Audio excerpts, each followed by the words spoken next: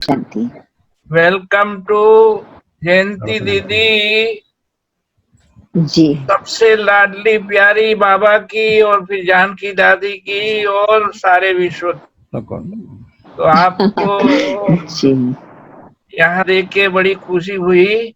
बचपन में एक बार जी मिला था, लेकिन ये तो जी मेरे को याद है, आपको याद नहीं हो सकता है। आपके अंदर तो सारा विश्व की याद भरी है। लेकिन आज मिलने से बड़ी खुशी हो रही है। और हमारे सब भाई बहन भी बहुत खुश है। सब आप बड़ा हाथ करके दीदी का स्वागत करो, जी हाथ ऊंचा करो सब।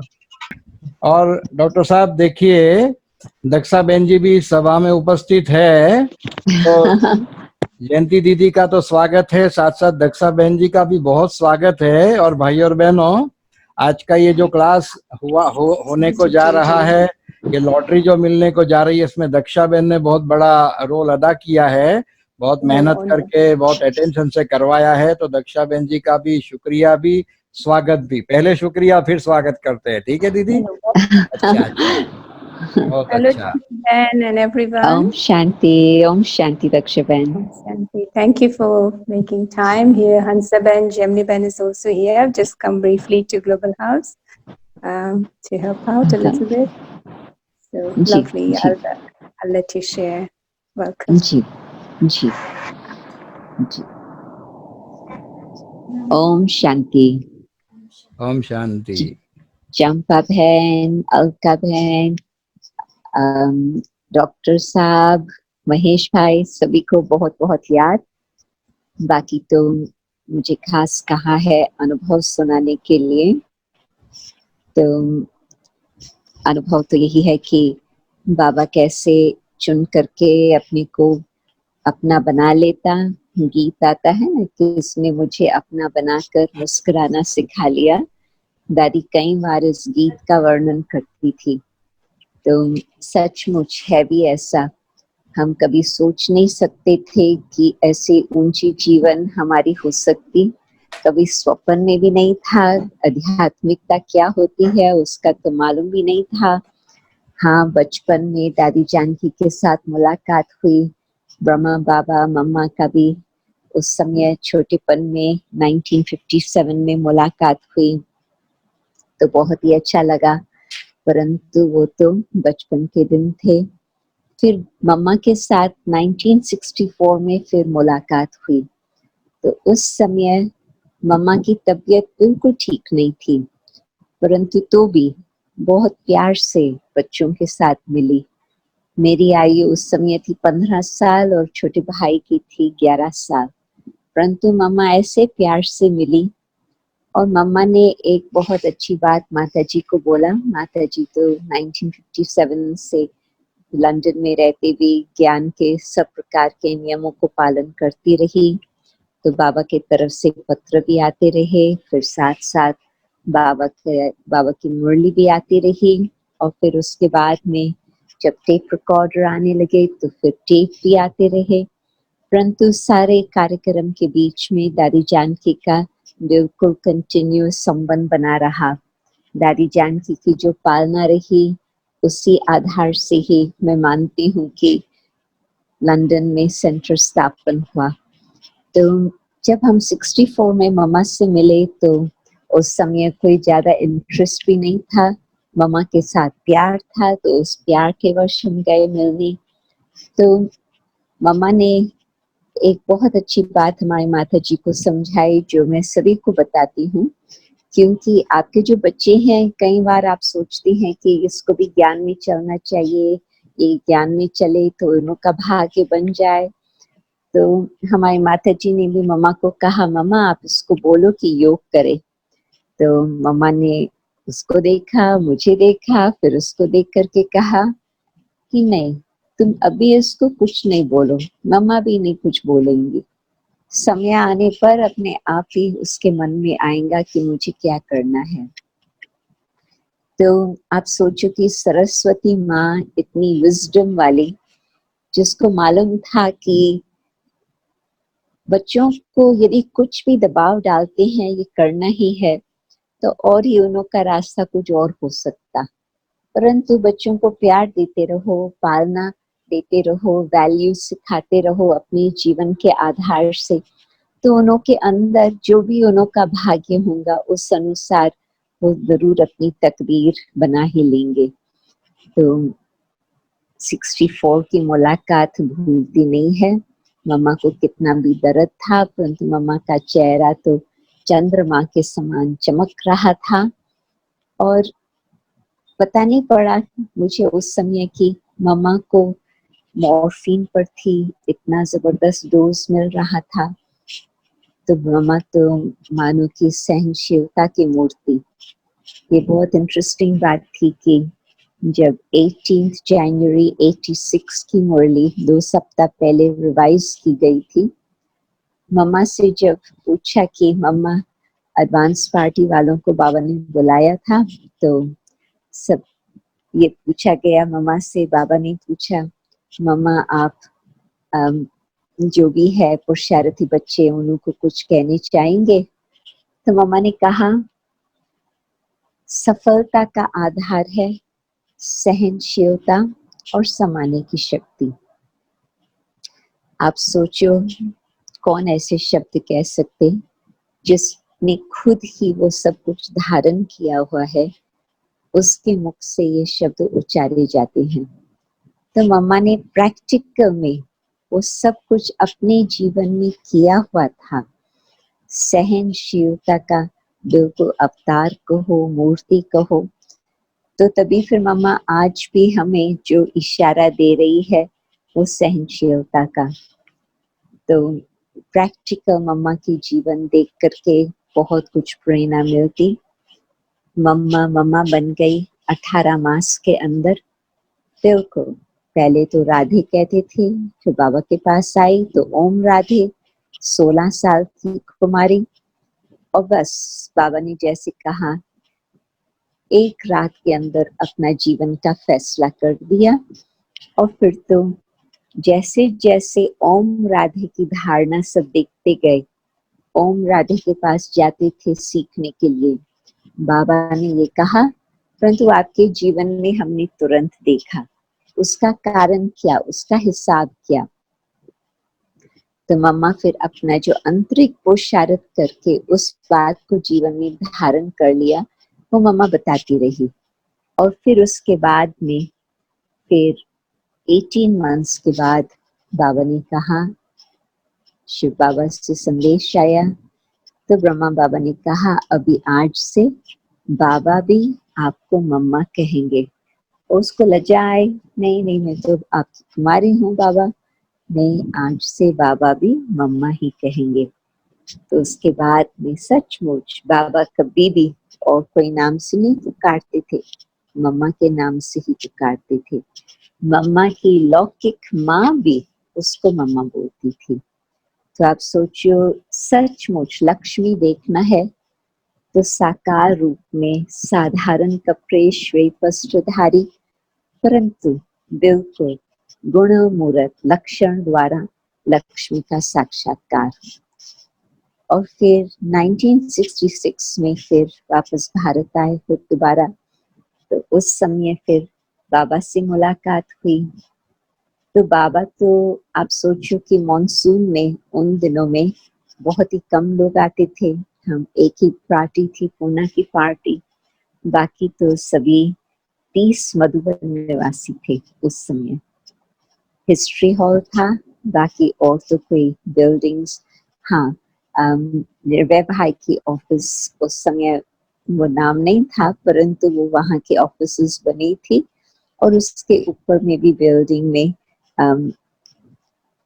बाबा एरोप्लेन कहते थे, वहाँ पर अकोमोडेशन वगैरह था। तो और हवाई महल पीछे बना था। तो बस बहुत छोटा सा मधुबन था। तो बाबा खुद ही हमें बगीचे में घूमने ले चले और उंगली पकड़ के, बाबा देखो ये है आम का पेड़, देखो ये है, ये देखो ये है पपीता का। तो बाबा को बहुत प्यार से बगीचा दिखाने का बहुत शौक था। और फिर जहाँ अभी बाबा की झोपड़ी बनी हुई है। उस समय तो मॉनसून में हर सीजन में फ्रेश बनती थी बाबा की झोपड़ी। एक सीजन से दूसरे सीजन तक नहीं चलती थी। ताजे केले के पत्तों से हर सीजन में नहीं होती थी। तो उस समय बगीचा था और अंगूर का बेल लगा हुआ था, क्योंकि 64 में मम्मा को, आप सोचो कि अंतिम घड़ियों में दर्द है, परंतु बाबा कहते मम्मा आप सबसे मिल के अंगूर खिलाएंगे। पहला बोर निकला था अंगूर का, और उस समय गुरुवार था और मालूम ही था कि मम्मा की अंतिम घड़ियां है, तो जो भी मुख्य बहनी है सारे भारत से कैसे भी आकर पहुंच गए थे। मम्मा ने इतनी पालना दी थी, तो मम्मा के साथ बहुत नजदीक का संबंध था, गहरा संबंध था। तो फिर उस समय मम्मा, आप सोचो कि दर्द है, परंतु अंगूर उठा के एक एक को दृष्टि देके अंगूर देती रही। लास्ट तक मम्मा आज्ञाकारी, एक शब्द नहीं, बाबा मुझे तो बहुत दर्द है, बाबा ने कहा, बस उस आज्ञा को माना, कोई और बात सोचा नहीं। सहनशीलता की मूर्ति। और फिर उसके बाद तो बाबा ने खुद भी बड़ी माँ का पाठ बजाने लगे। तो 66 में जब हम आए मधुबन फर्स्ट टाइम, तो बाबा के साथ तो बहुत प्यार की मुलाकात रही।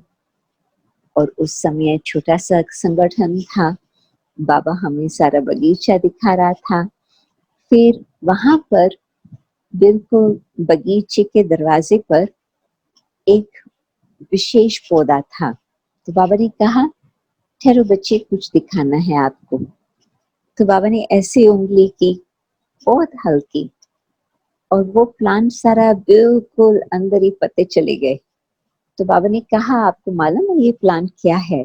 तो मैंने कहा कि नहीं बाबा, मैंने तो कभी ऐसे देखा ही नहीं था। तो कहा बच्चे ये है टच मी नॉट प्लांट। अभी आपको ऐसे कभी नहीं होना है। कोई ऐसे न कहे कि इसको हाथ हम नहीं लगा सकते हैं अथवा कुछ कह नहीं सकते हैं।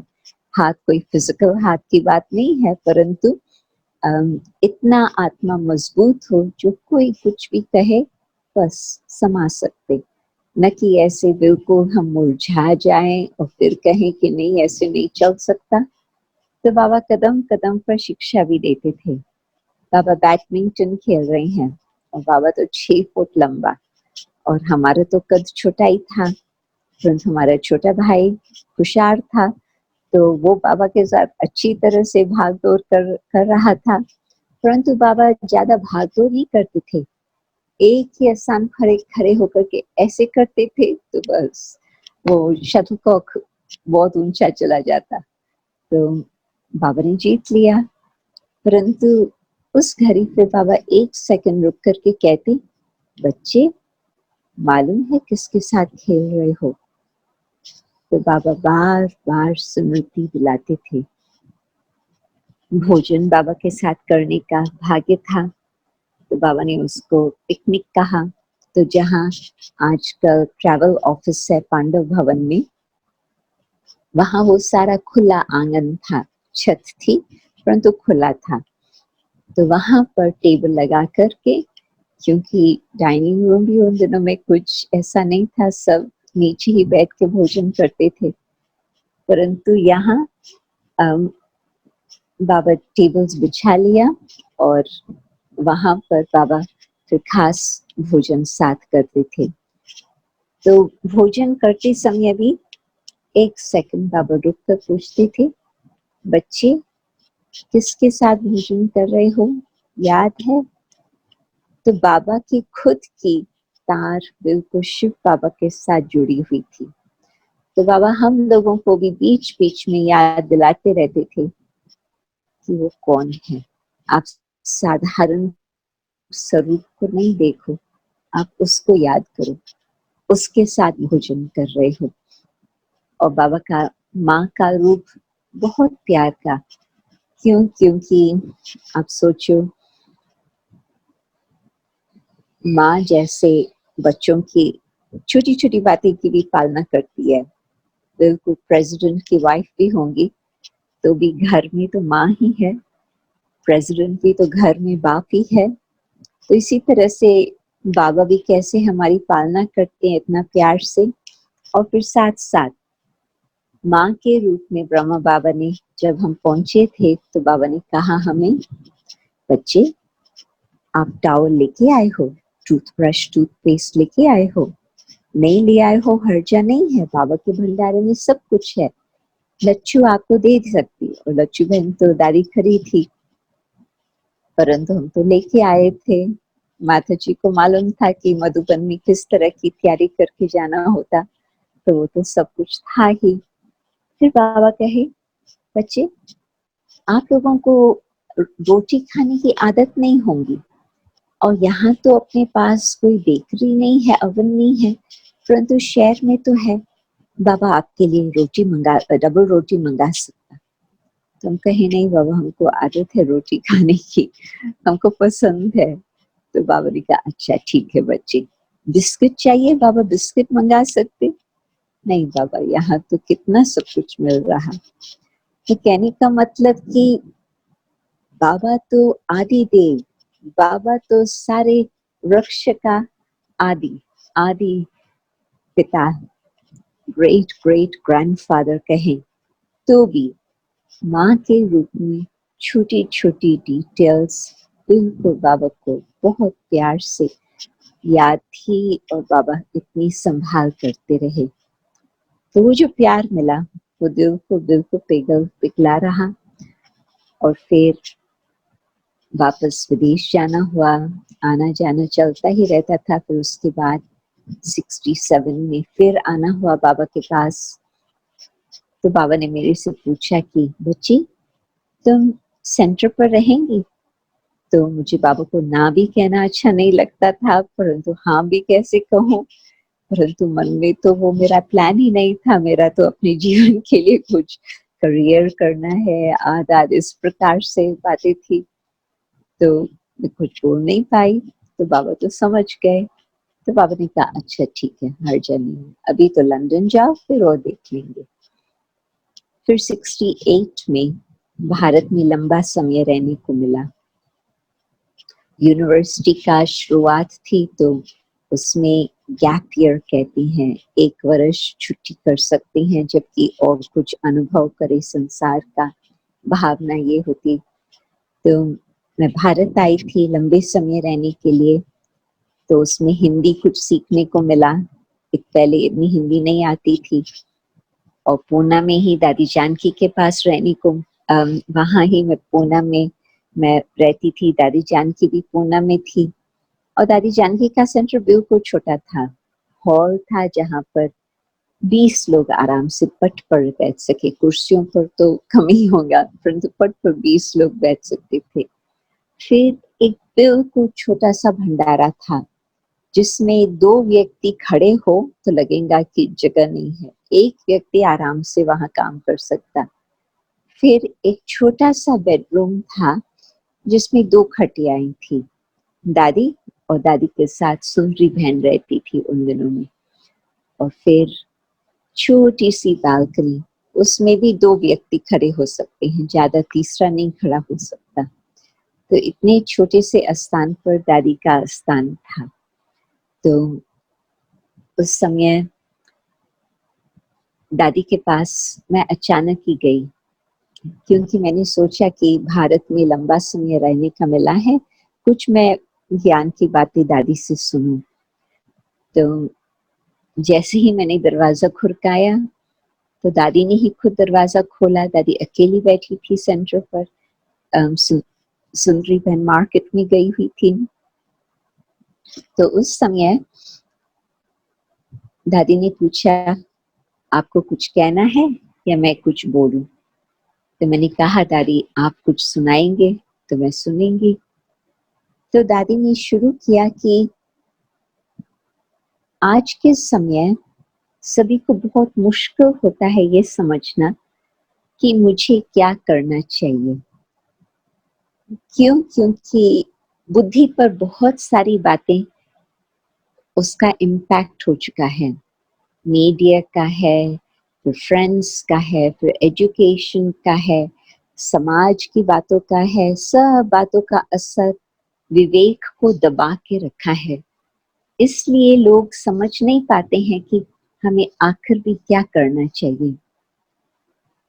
तो मैंने कहा कि क्योंकि दादी बिल्कुल मेरी बात कह रही थी, मैंने कुछ बोला नहीं था, परंतु दादी बिल्कुल बात एक्यूरेट बता रही थी।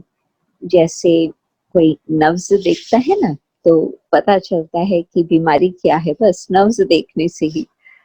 तो दादी को वाइब्रेशन से ही कुछ पता चला। कैसे पता चला? तो दादी ने कहा कि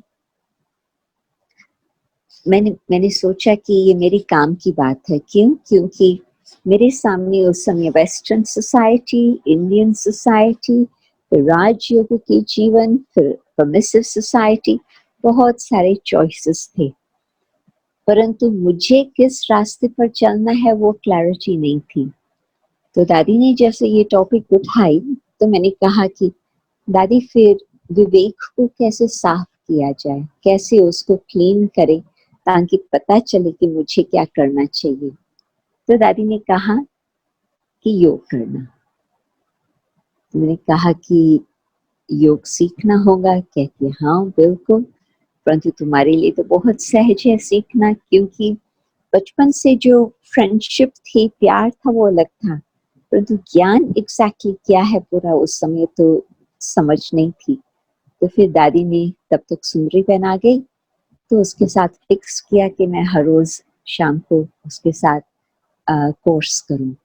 तो तुरंत ही उसी दिन शाम का कोर्स शुरू हुआ, और जो उसने मुझे पहला लेसन समझाया आत्मा का, मैं बिल्कुल, विवेक कहता था कि हाँ ये बिल्कुल एक्यूरेट बात है, कोई और दूसरी बात हो ही नहीं सकती। इतना एक्सप्लेन किसी ने भी नहीं किया है आज तक संसार में कि आत्मा क्या वस्तु है।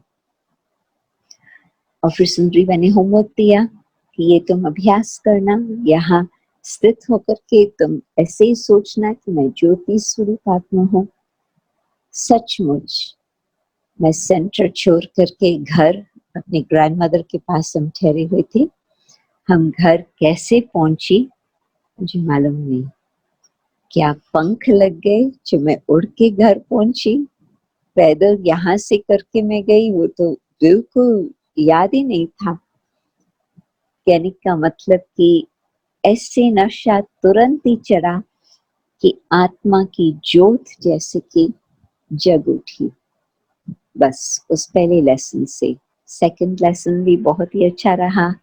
योग तो तुरंत ही फिर बाबा ने जैसे कि बुद्धि को खींच लिया अपने पास।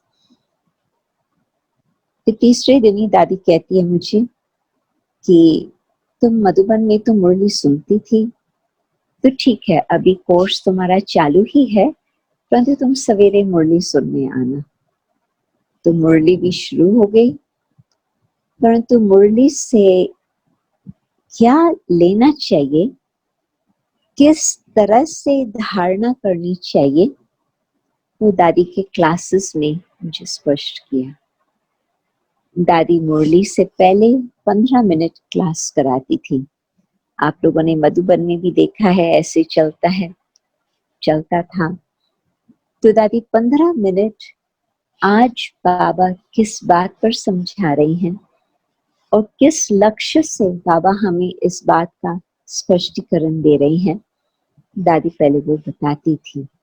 फिर जब हम मुरली सुनते थे, उस ध्यान से सुनते थे कि हाँ मुरली के अंदर क्या है, वो हमारे काम की चीज है।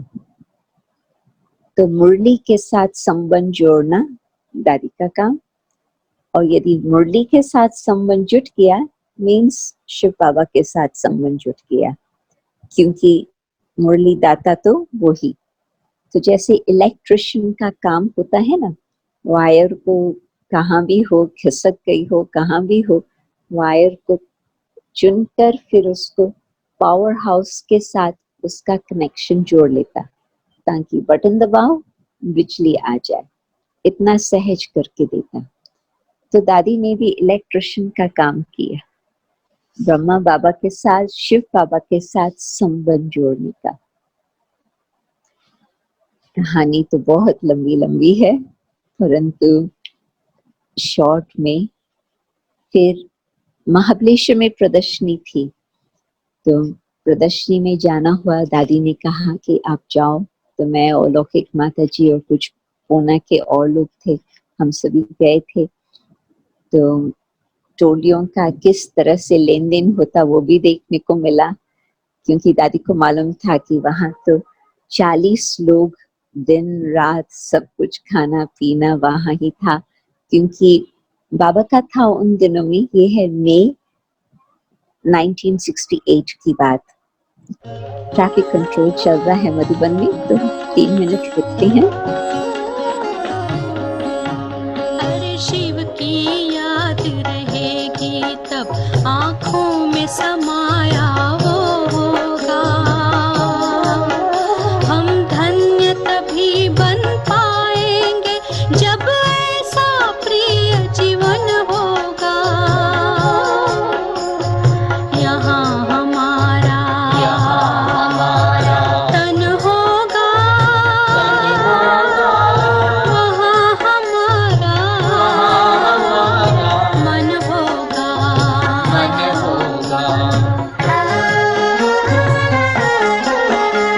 जहाँ होता है मानव का धन, वही होता है उसका मन। इसलिए परमात्मा ने बताया, मुझसे लगा लो अपना मन। हम सा नहीं कोई जमाने में, रचना रचता का ज्ञान जिसे, पर ऐसा भी बनना होगा नहीं कभी अभिमान जिसे।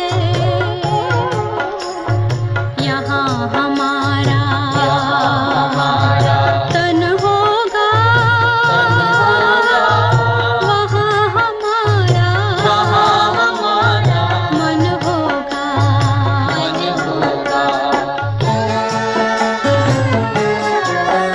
ये दुनिया तो मायावी है, माया से भला कैसी यारी। अपने तो दो ही ठिकाने हैं, वैकुंठ दुनिया निराकारी। धुंधला सा अंधियारा है, दीपक से उजियारा होगा। ये आँख भी तन का दीपक है, ये ज्ञान जीवन दीपक होगा। यहाँ हमारा तन होगा, वहाँ हमारा मन होगा। अरे शिव की याद रहेगी तब आँखों में समाया वो होगा, हम धन्य तभी बन पाएंगे जब ऐसा प्रिय जीवन होगा। यहाँ हमारा तन होगा। यहाँ एक तरफ मधुबन के ट्रैफिक कंट्रोल का गीत था, दूसरी तरफ धाराधार करीब 1.5 घंटे से ऐसे बारिश गिर रही है जैसे कि मॉनसून्स में, बिल्कुल नॉन स्टॉप। तो विज्ञान सरोवर में हूँ अभी, तो यहाँ से ही इतनी तेज तेज बारिश मॉनसून जैसी शुरू हो गया। परंतु दिन का समय तो बिल्कुल धूप है, परंतु शाम के समय बहुत करके आजकल बारिश गिर रही है। तो मैं आपको टोलियों की बात बता रही थी कि बाबा उन दिनों में बता रहे थे कि जहाँ हिल स्टेशन है वहां पर आप लोग प्रदर्शनी करो। तो जो अच्छे अच्छे लोग हैं घूमने जाते हैं उनको फुर्सत होती, शहर में होते हैं तो उनको फुर्सत नहीं होती है, परंतु जब वहां जाते हैं उनको फुर्सत होती। तो टाउन हॉल शहर में था, वहां पर प्रदर्शनी थी और बोर्डिंग स्कूल महाबलेश्वर में बहुत सारे बोर्डिंग स्कूल्स होते हैं, तो वहाँ बोर्डिंग स्कूल में सब बच्चे तो छुट्टियों पर थे, परंतु वहाँ पर हम लोगों ने वो लिया था और सभी भाई बहनें 40 करीब वहाँ ठहरे हुए थे, मेजॉरिटी बॉम्बे से और कुछ पूना से। परंतु दादी का भेजने का लक्ष्य ये था कि बड़ी दादी वहाँ थी, दादी प्रकाश मणि, और इतने बड़े बड़े डब्बे डब्बे टोलियों के, बिस्किट के, ये सब चीजें दादी ने साथ में दी वहाँ पहुंचाने के लिए, ताकि भाई बहनों को कुछ सुविधाएं हो। तो मैं देखती थी कि दादियों का आपस में कितना प्यार का नाता, और जो आज भी था, बेहद की दृष्टि वृत्ति, जिसमें कभी भी बुद्धि कोई हद में नहीं आती। तो जैसे ही बड़ी दादी का, वैसे ही दादी जानकी का, बॉम्बे पूना का नाता इतना इस तरह से बाबा ने जोड़ के रखा था। तो वहां पर हम सवेरे सवेरे 4 बजे बैठते थे योग में, तो लगता था बड़ी दादी तो फरिश्ते के रूप में हमें योग करा रही है। ऊपर चंद्रमा की बहुत शीतल रोशनी, और फिर यहाँ दादी एंजल योग करा रही है, बहुत ही आनंद आता था। फिर मुरली भी दादी ही सुनाती थी हम सभी को, तो आपको मालूम है दादी के मुरली सुनाने में कितना रस था, तो मुरली भी सुनते थे। फिर नाश्ते के बाद फिर दादी हम लोगों के साथ पैदल चलती थी वहां प्रदर्शनी में। तो एक तरफ दादी का संग और इतना प्यार, दूसरी तरफ सेवा। फर्स्ट टाइम मैंने सेवा का इतना प्रत्यक्ष स्वरूप देखा। लोग आते थे कैसे भी चेहरे से, कोई भी उनको गाइड समझा करके, फिर जिस समय वो जा रहे हैं उनके चेहरे में एक बिल्कुल ही अलग रौनक नजर आती थी। ज्ञान 30 मिनट्स 40 मिनट्स जितना भी उन्होंने सुना, बिल्कुल जैसे कि चमक आ गई। तो मैंने देखा कि कैसे लोगों के ऊपर बहुत फास्ट ज्ञान का असर हो सकता।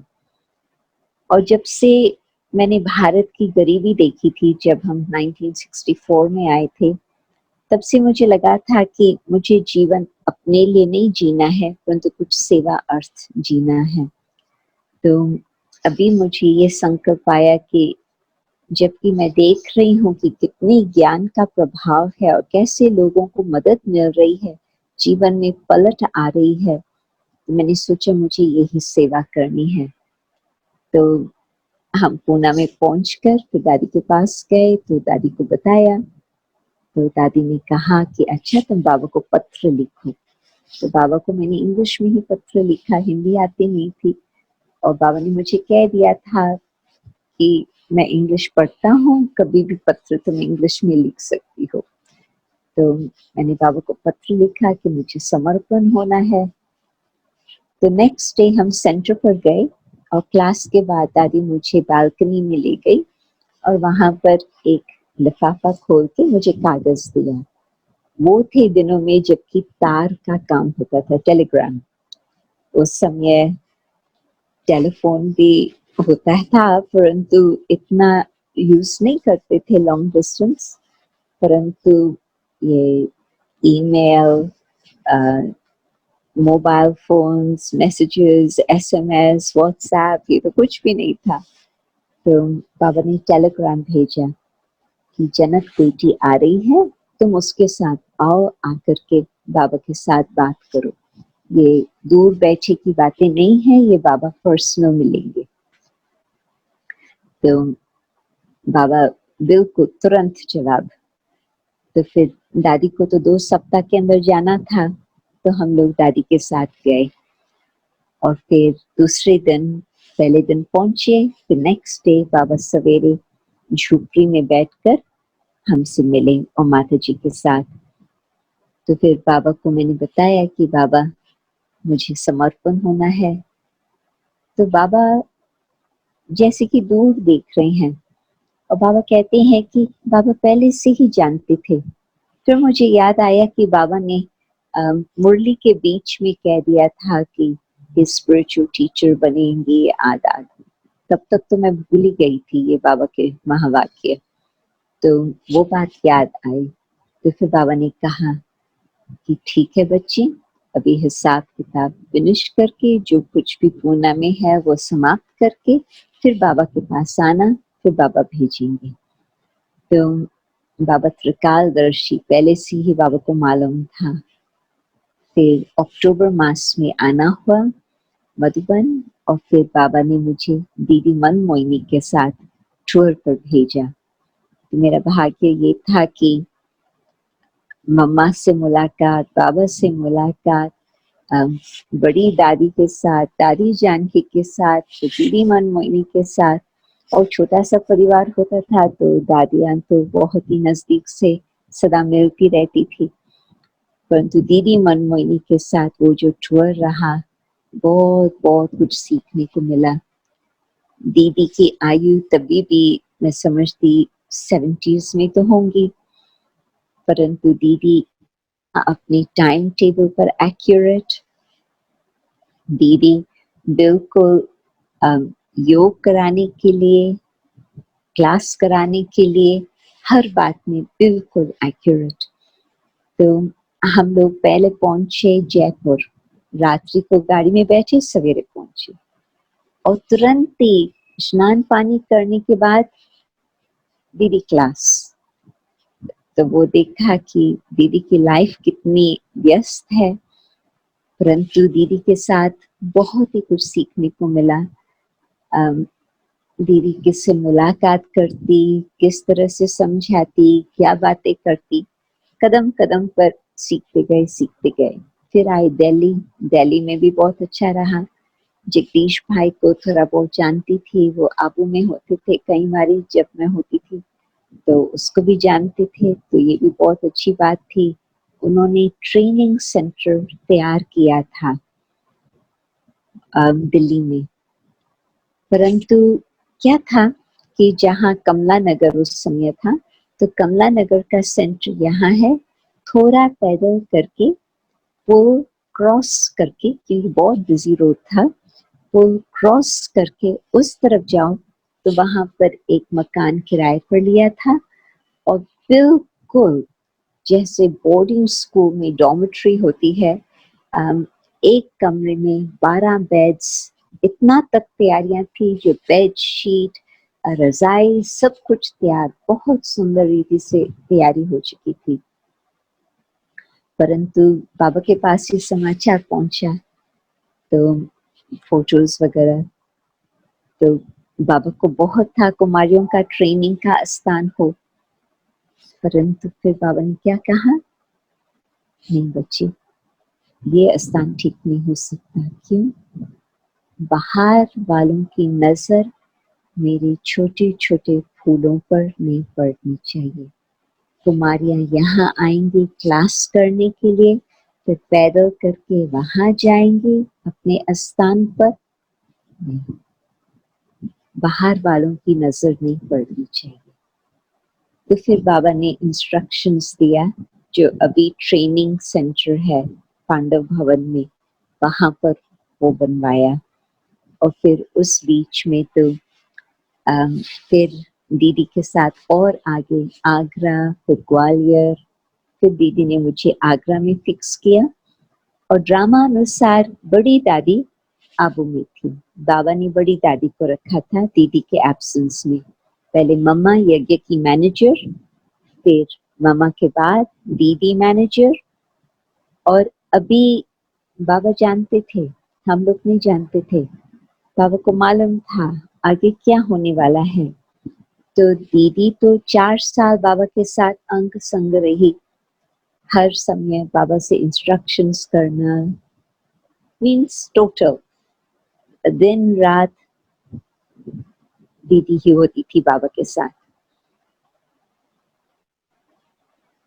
अक्टूबर मास में जब मेरे साथ मैं दीदी के साथ निकली हूँ, तो मैं वापस दिसंबर मास में आई मधुबन, परंतु उसके बाद दीदी एक बारी भी मधुबन नहीं आई उस बीच में, until 21st January 1969। जहाँ जहाँ दीदी जाती थी सेवा के लिए, और आगे और आगे और आगे, ताकि कुंभ मेला चल रहा था। तो उस कुंभ मेले में भी बाबा ने दीदी को कहा, नहीं तुम वहां ही जाओ। दीदी, बाबा दीदी को भी दीदी ही कहते थे, दीदी और आगे वहां ही जाओ। तो जिस समय 18 जनवरी हुआ तो दीदी को वो ढूंढ रहे थे, परंतु टेलीफोन उस समय, मोबाइल तो बिल्कुल नहीं थे। दीदी यहाँ से निकल के यहाँ गई, वहां फोन करो, निकल गई। तो इस तरह से 2 दिन बीच में बीत गए, संडे मंडे तक फिर दीदी को समाचार मिला। फिर ट्यूसडे दिन दीदी आकर के पहुंची दादी निर्मल शांता के साथ। तो दीदी उस समय एब्सेंट, परंतु वो टाइम था जबकि बाबा ने फिर बड़ी दादी प्रकाश मणि को यज्ञ का किस तरह से कारोबार चलता है, दादी को सब बातें बाबा बताते रहे, ताकि उन्हों का 4 वर्ष, परंतु इन्हों का 4 मास, परंतु 4 मास के अंदर दादी यज्ञ के कारोबार की हर बात समझ गए। फिर तो 18 जनवरी बाबा उड़ के गए। हम लोगों के पास आगरा में 2 बजे समाचार मिला। हम लोग योग में बैठ गए। महेंद्र भाई उन दिनों में थे और विमला बहन जी। महेंद्र भाई कई स्थानों पर फोन करके पक्का कराने चाहते थे ये सच्चा समाचार है या नहीं।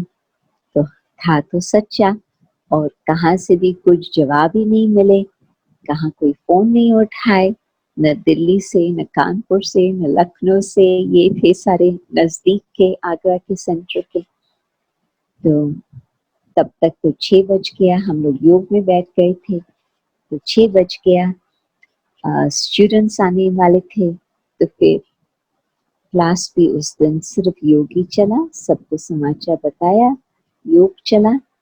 फिर 8 बजे महेंद्र भाई, मुझे और उस समय मेरे साथ एक और बहन थी ज्योति, उनको बुलाया।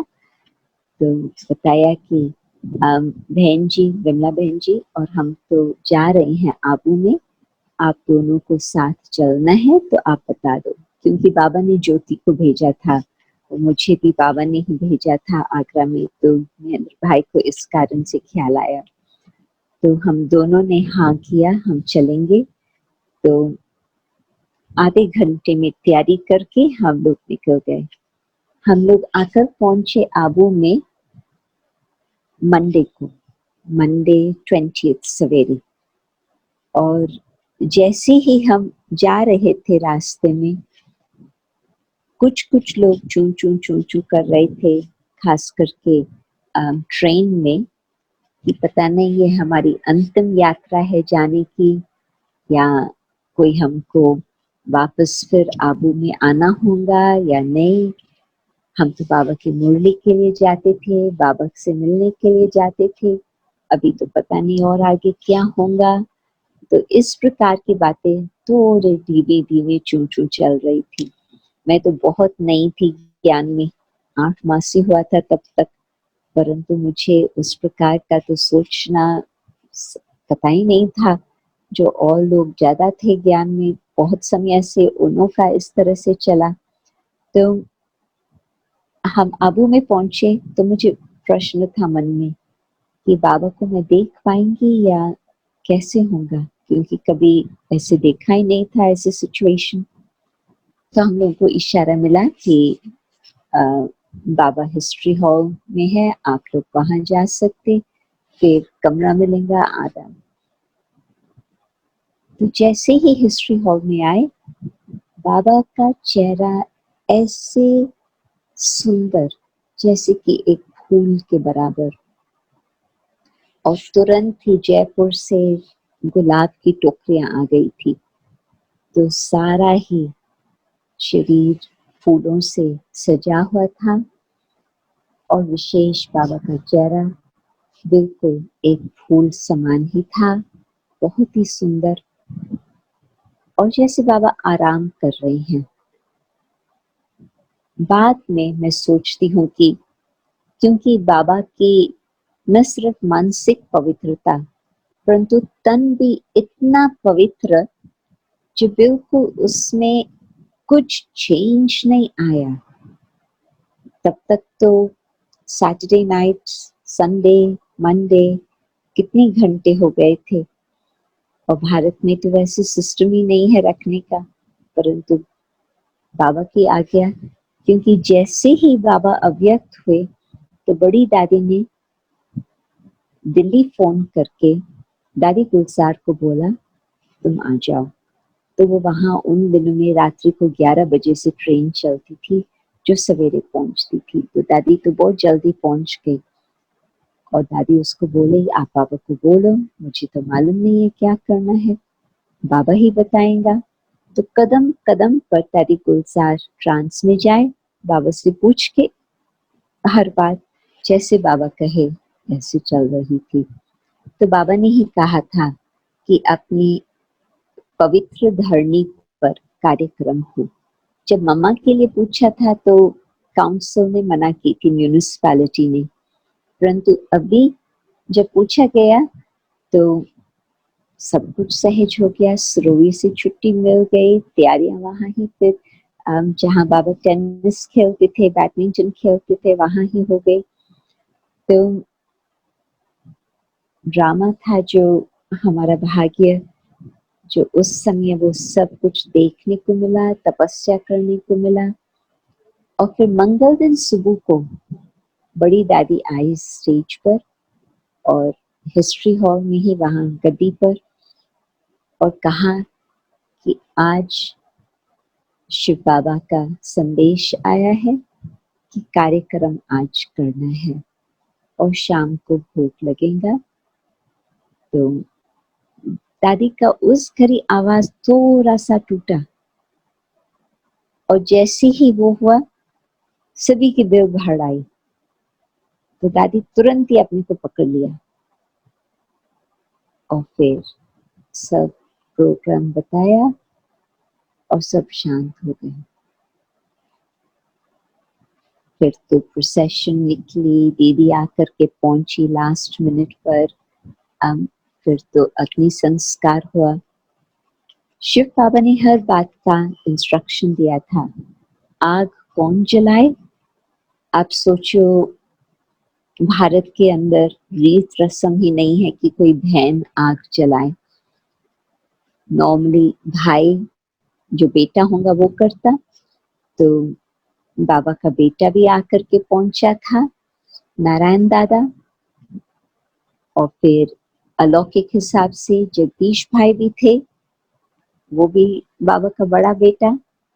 परंतु शिव बाबा ने कहा दादी प्रकाश मणि कुमार का आग जलाएंगे। तो सचमुच जैसे कि लास्ट दृष्टि, उसका वर्षा, हाथ पकड़ के उसको सब कुछ सौंप देना, और फिर अग्नि संस्कार में दादी का मेन पार्ट। तो ये सब निशानियां बाद में सोचते हैं, उस समय तो नहीं सोचते, परंतु ये सब निशानियां थी दादी के और आगे पार्ट का कौन सा होने वाला है। और फिर ड्रामानुसार शाम को भोग लगा, सफाइयां हो गई, खाना बना। फर्स्ट खाना सैटरडे नाइट को भोजन के बाद समेट लिया, फिर तो दूध और पानी और चाय ही था। फर्स्ट भोजन बना और भोग लगा। दादी गुलजार आई, गद्दी पर बैठी, और 700 बाबा के बच्चे पहुंच गए थे। कलकत्ता से, साउथ इंडिया से, दूर दूर से। तभी बाबा ने कहा था कि बाबा बताएंगा कि कब संस्कार करना है। तो जिस घड़ी दादी गुलजार और हम कुमारियों को चांस था बिल्कुल सामने बैठने का, तो करीब 300 लोग हिस्ट्री हॉल में बैठे हैं और 400 लोग आजू बाजू में बैठे खड़े हैं, वहां पर खिड़कियों से देख रहे हैं क्योंकि और जगह ही नहीं थी। तो जिस घड़ी दादी गुलजार की आंखें खुली, कुछ अलग सा वाइब्रेशन महसूस हुआ और बाबा की गद्दी दादियाँ और हम कुमारियाँ बिल्कुल उसके नेक्स्ट। तो बिल्कुल पता चल रहा था कि वाइब्रेशंस बहुत शक्तिशाली है। और फिर जैसी दृष्टि मिलती गई, बिल्कुल ये पक्का था कि ये दादी नहीं है, बाबा आए हैं। आधा घंटे तक दृष्टि मिलती रही। उसके बाद में फिर आवाज आया जो हम सुनते थे, बहुत शॉर्ट, वो विस्पर का आवाज, और वो फर्स्ट मुरली चली। और जो भी संकल्प जिसके मन में भी था, बाबा ने सब संकल्पों को शांत कर दिया। 50 साल और आगे कारोबार कैसे चलेंगे, बाबा ने एक एक बात एक्सप्लेन किया। तो ये जीवन का बहुत विशेष अनुभव था मधुबन में उस समय हाजिर होने का। और अभी ड्रामा अनुसार दादी जानकी भी अव्यक्त होने पर मधुबन में हाजिर होने का चांस था। और अभी जैसे बाबा अव्यक्त हुए, बहुत सारी नई बातें होने लगी। मैं मानती हूँ कि लॉकडाउन भी ड्रामा और बाबा इकट्ठा ही सब कुछ करते हैं। तो दादी चाहती भी थी कि मैं शांति से जाऊं, फंस न हो, खर्चा न हो, और साथ साथ सबको पुरुषार्थ का चांस मिले। तो ड्रामा अनुसार ये पुरुषार्थ का भी चांस मिला है। तो जब मैंने सोचा अनुभव सुनाने का, मुझे उस समय ये ध्यान नहीं था कि मैं कोई 18 जनवरी की कहानी आपको सुनाएंगी, परंतु ड्रामा में वो सीन सारी इमर्ज हो गई, तो आपके साथ आज शेयर किया है। आप लोगों ने ध्यान से सुना, धन्यवाद। और आप सभी जिन्होंने मेहनत करके ये प्रोग्राम रखा, उनको भी धन्यवाद। ओम शांति। ओम शांति। बहुत बहुत सादृश्य किया आपने अपना अनुभव। हम ये भी चाहेंगे। बिल अभी भरा नहीं है जयंती बहन जी। हमारा अभी आप लंदन कैसे गए, वहाँ दादी कैसे आई, वहाँ कैसे सेवा हुई? हम तो वैसे ब्रह्मा बाबा को पूछ के ही हम लोगों ने शादी की है, वो तो हिस्ट्री और है। लेकिन हमने रजनी बहन को, मुरली भाई को, आपको बचपन से देखा है, क्योंकि पांडव भवन छोटा सा था तो सब मिलते रहते थे।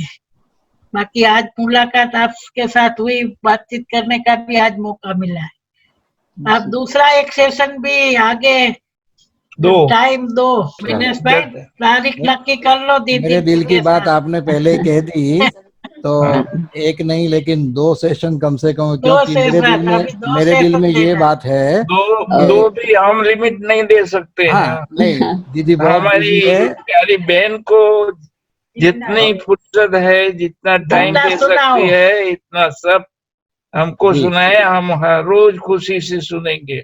डॉक्टर साहब भैया, अभी तो रोज का तो मार्जिन ही नहीं है, परंतु मैं फिर दूसरा टाइम फिक्स करेंगी जरूर। जी हाँ जी।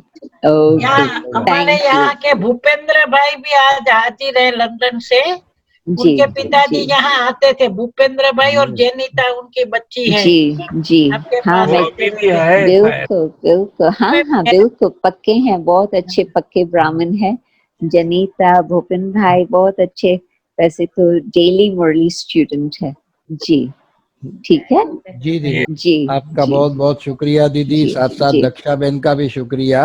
और 1 या 2 डेट्स आप हमें जरूर दे, ये आपसे हमारी जरूर देंगे जी। ओके, 2 मिनट आप 2 मिनट योग कराए, दृष्टि दे, फिर योग कराएंगे। जी 2 मिनट जी, आप योग कराए। थैंक यू बहन जी। ओके। दूर थे तो सुख दूर थे, तुम साथ हो तो जग साथ है। तुम दूर थे तो सुख दूर थे, तुम साथ हो तो जग साथ है। इससे